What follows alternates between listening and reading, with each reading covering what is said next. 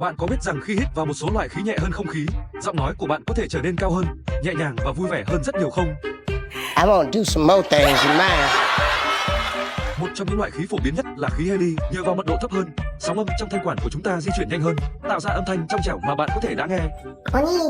Thú vị hơn nữa, khi hít vào một loại khí nặng hơn không khí, chẳng hạn như khí sulfur hay fluoride, và nếu đổ nó lên những ngọn nến đang cháy, chúng sẽ lập tức bị dập tắt. Điều này thật kỳ diệu, và đó chính là lý do tại sao việc hít loại khí này lại mang đến những trải nghiệm thú vị đến vậy. My God! Oh my God! My voice is even deeper. Hello.